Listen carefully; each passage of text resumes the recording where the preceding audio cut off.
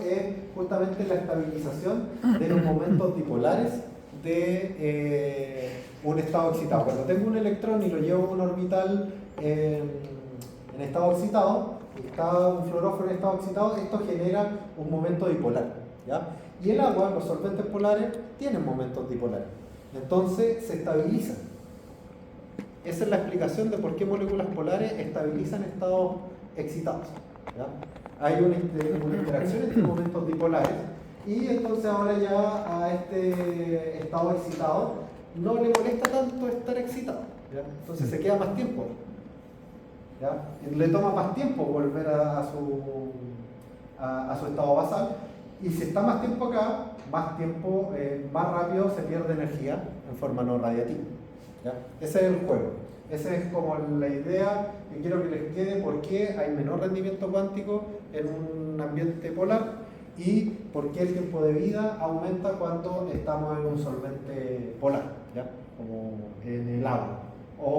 Y qué no pasa cuando estamos en el interior de una proteína o en un solvente apolar, ¿ya? Entonces, llevándolo a proteínas. Por ejemplo, este es un clásico espectro de fluorescencia de una proteína plegada, que se ve acá en rojito, ¿ya? Que está excitado a 295, por ejemplo.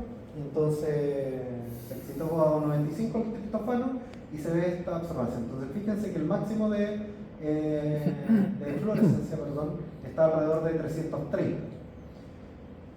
Pero si yo voy y caliento la proteína, o le agrego un detergente, le agrego un denaturante, hago una perturbación en el sistema y hago que la proteína se despliegue, ¿ya?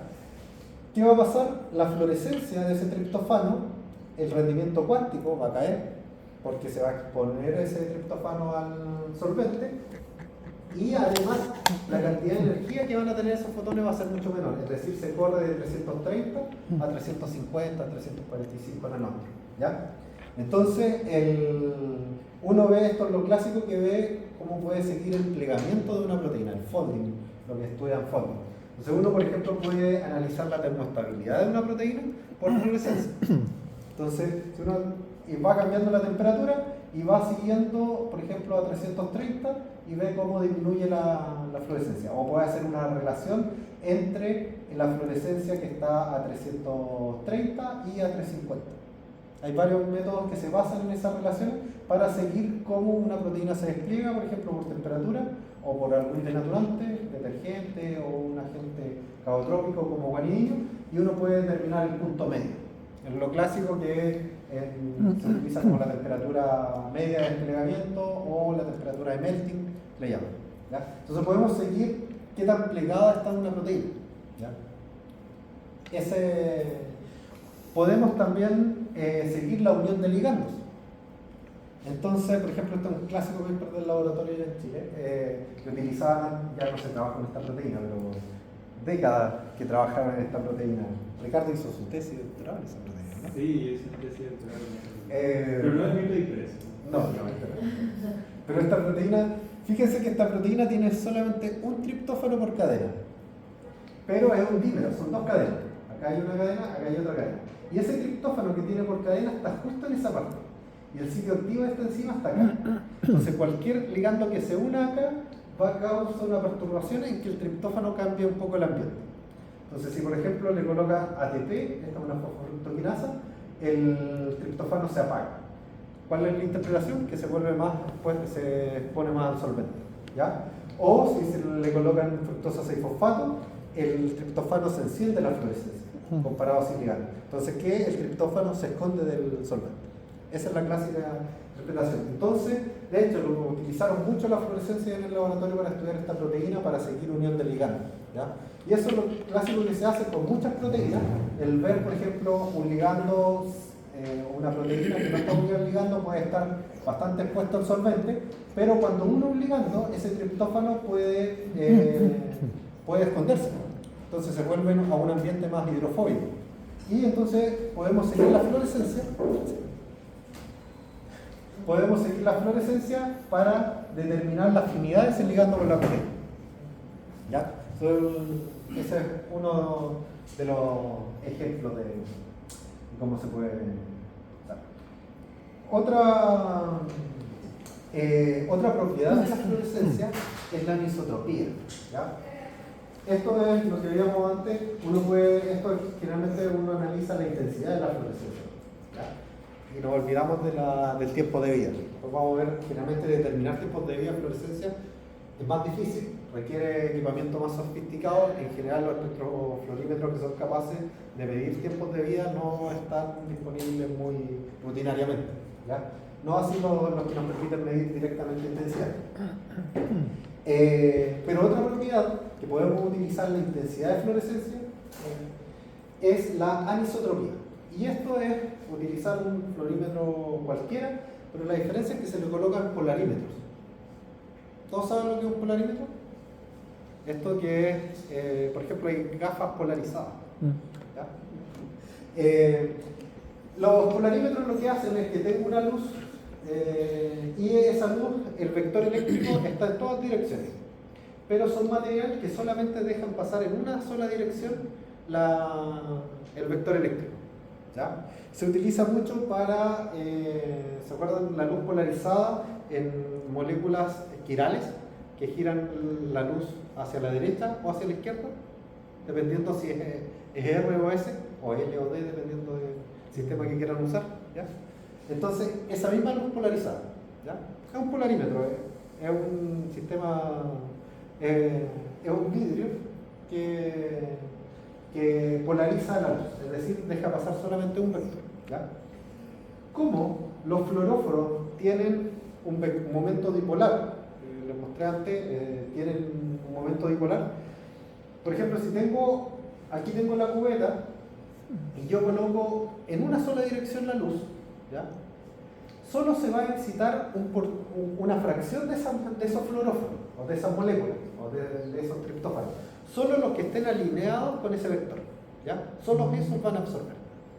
Entonces, por ejemplo, acá de 6 moléculas, solamente 3 van a absorber los que están más hacia en vertical, ¿ya? Los que están justo en ese vector en vertical. Entonces, porque la luz que yo estoy colocando acá está en vertical. Entonces, solamente van a poder absorber los que estén justo en una orientación vertical. Y recojo la fluorescencia. Ahora, ¿qué va a pasar acá? Absorbió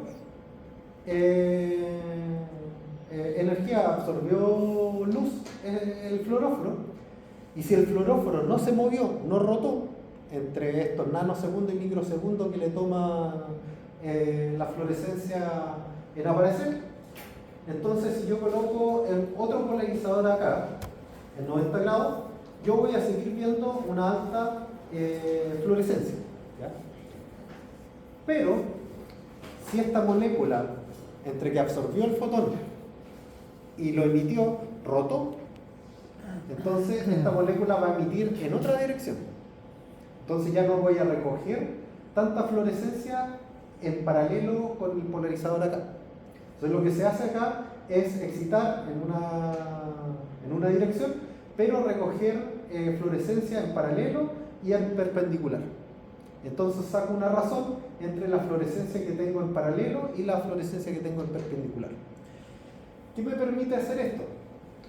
Analizar la anisotropía. Anisotropía es un concepto que significa que no es isotrópico. Isotrópico quiere decir en todas direcciones, es decir, que estoy emitiendo en todas direcciones.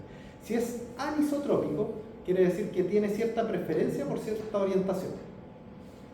Por ejemplo, si esta molécula no se movió entre que absorbió fotones y los emitió, tiene una alta anisotropía porque está emitiendo siempre en una sola dirección. ¿Ya? Pero si esa molécula rotó, entonces tiene una baja anisotropía, es decir, es más isotrópico. ¿Ya? Está emitiendo en distintas direcciones. Entonces acá hay dos maneras de medir este parámetro, la razón de polarización o el factor de anisotropía. ¿Ya? Son dos maneras que se calculan, pero todos se calculan con la intensidad en paralelo y la intensidad en perpendicular de este polarizador. ¿Ya? ¿Qué nos permite medir esto? Bueno, imagínense que tiene un ligando que es fluorescente. Entonces miden la anisotropía de ese ligando, la fluorescencia pero polarizada. Si el ligando está solo, va a rotar rápidamente porque es chiquitito, ¿cierto? Una molécula chiquita difunde rápido y también rota mucho más rápido. Pero ¿qué pasa si se une a una proteína? Si se une a esa proteína, ya ese ligando va a estar restringido a rotar. Entonces, un complejo proteína-ligando va a tener una anisotropía mucho mayor, porque le va a tomar mucho más tiempo rotar y va a tener una emisión preferencial de la fluorescencia. ¿Ya? Mientras que el fluoróforo solo va a tener una muy baja anisotropía. Entonces uno puede titular con distintas concentraciones de proteína y seguir el factor, la razón de anisotropía, ¿ya? O el coeficiente de anisotropía. Y eso es lo clásico que se utiliza, a lo mejor uno lo ha visto, para analizar las constantes de unión entre factores de transcripción, las proteínas, y los ADN, y regiones con ADN. Entonces es muy fácil a una región con ADN ponerle un fluoróforo extrínseco. Entonces la doble hélice, el pedacito de ADN solo, va a tener una anisotropía súper baja, y cuando uno le pone distintas concentraciones de ese factor de transcripción, uno ve que la anisotropía empieza a disminuir. ¿Ya? La anisotropía empieza a aumentar. Empieza a haber mayor preferencia por cierta orientación de la fluorescencia. Eso quiere decir que, claro, el complejo se genera un complejo de mayor tamaño y rota a una velocidad menor. ¿Ya? Entonces, esa es otra propiedad de la anisotropía. Entonces, clásicamente se utiliza también para ver complejos macromoleculares, proteína-proteína, proteína-DNA. Entonces, uno ve, por ejemplo, la proteína sola, o empieza a aumentar la concentración de proteína, o agregar, por ejemplo, un ácido graso y ve cómo esa proteína puede formar oligómeros, es decir, complejos de mayor tamaño. Entonces, puede seguir este factor de anisotropía para titular y sacar una constante de disociación o una constante de equilibrio del complejo. Entonces, si alguna vez escuchan, ¿habían escuchado el parámetro de anisotropía o la propiedad de anisotropía? Generalmente es fácil de utilizar. La mayoría de los espectrofluorímetros traen polarizadores, se llaman, que simplemente son lentes que se le agregan al monocromador, y que de hecho uno donde coloca la cubeta tiene un espacio para colocarle los polarizadores. Me recuerda un poco al citamos del flujo, que para poder darle una sola dirección al haz de luz, ¿Ya? aparte de tener cuando le digo lupas, ¿Ya? tiene esa forma de poder canalizar todas las formas de luz en una sola. El término no salió, pero ¿Ya? me recuerda así. Sí, es el parámetro de anisotropía. Es bastante utilizado para cuantificar o para determinar de manera analítica constante de equilibrio o constante de disociación entre complejos proteínas, entre proteínas ADN o proteína ligando. ¿Ya? Son parámetros que se pueden utilizar. Otra propiedad de la fluorescencia es el FRET. Todos saben lo que es el FRET, es más conocido en biología, ¿cierto? O al menos han escuchado que se hace FRET. ¿Ya? El principio del FRET, ¿qué es el FRET? Bueno, es la resonancia le llaman de una manera a la abreviación de FRET, la transferencia de energía por resonancia de Foster o la transferencia de energía por resonancia de fluorescencia. En vez de decir la F le quieren llamar al señor Foster o simplemente fluorescencia. Pero esto es un principio que es la transferencia de energía por resonancia. ¿Ya? Aquí se asume que tenemos un electrón en estado excitado, ¿ya? Y estos orbitales en estado excitado, cuando están vibrando, o hay una vibración de este orbital en estado excitado, ¿ya? Y si a cierta distancia hay una distancia dentro de lo que se llama el radio de Foster, ¿ya? Hay un aceptor, ¿ya? Otro fluoróforo puede pasar energía, entran en resonancia los dos orbitales de fluoróforos distintos y la energía del fluoróforo dator es transmitida al aceptor, ¿ya? Es transmitida por resonancia. Aquí no hay que hay un fotón que se emite del dador que es absorbido por el aceptor. Eso no ocurre, ¿ya? O no es el principio que cuantifica el FET, ¿ya? El principio es que la transferencia de energía, de hecho, no requiere colisión, simplemente requiere resonancia, ¿ya? Entran en resonancia vibracional. Es como cuando uno está todo saltando y empieza todo a vibrar al mismo, en la misma temporalidad, en la misma frecuencia, y eso aumenta la energía. Esa transferencia de energía a nivel cuántico depende tremendamente de la distancia, ¿ya? Si fuera que se emite un fotón y es absorbido por el aceptor, no dependería de la distancia, ¿ya? La distancia no sería una variable y no dependería en la manera que depende del hielo, o sea, de la distancia a la sexta. Es decir, pequeños cambios de distancia provocan enormes cambios de la eficiencia.